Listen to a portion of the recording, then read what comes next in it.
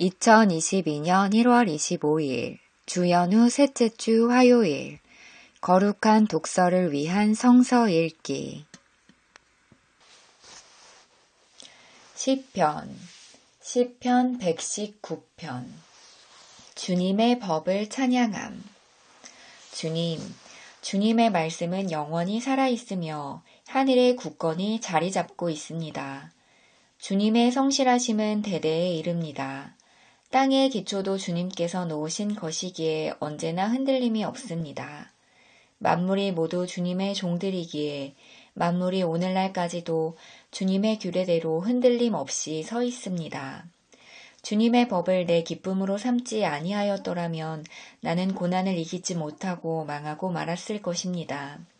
주님께서 주님의 법도로 나를 살려주셨으니 나는 영원토록 그 법도를 잊지 않겠습니다.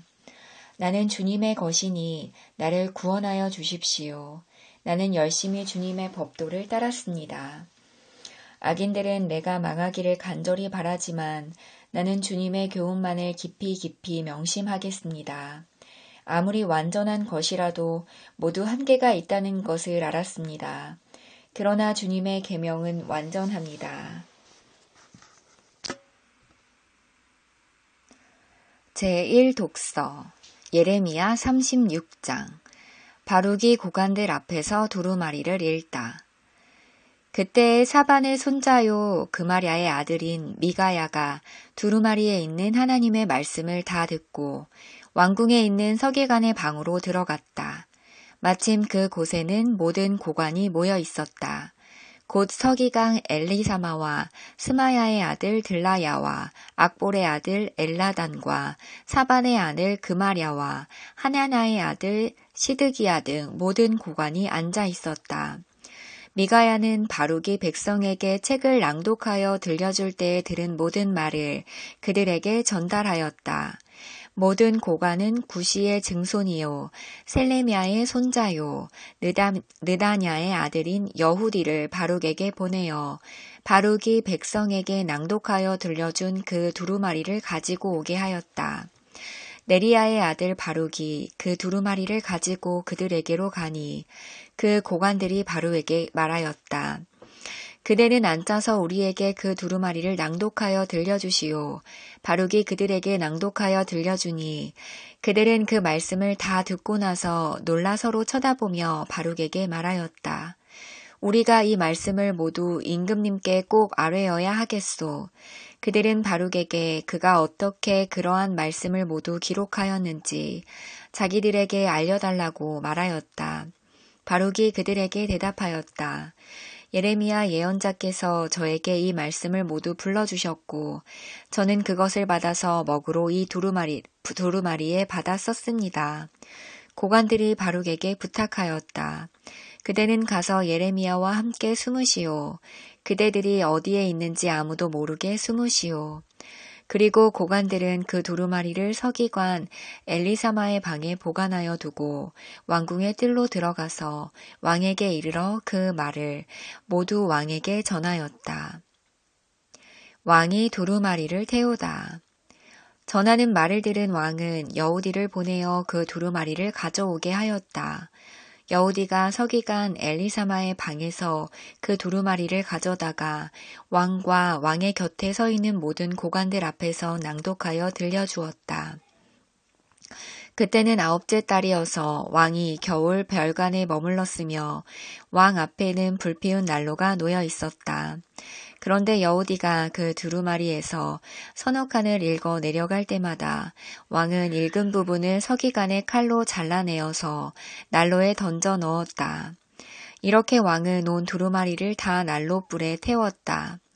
그런데 왕과 그의 신하들 모두가 이 말씀을 다 듣고 나서도 두려워하거나 슬퍼하면서 자기들의 옷을 찢지 않았다.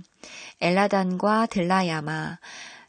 들라야와 그마랴가 왕에게 그 두루마리를 태우지 말도록 간청까지 했었으나 왕은 그들의 말을 듣지 않았다.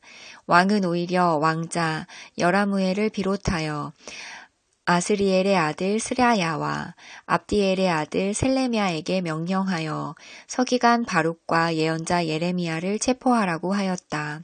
그러나 주님께서 그들을 숨기셨다. 제2독서 고린도 후서 7장 고린도 교회의 회개를 기뻐하다. 여러분은 마음을 넓혀서 우리를 받아주십시오.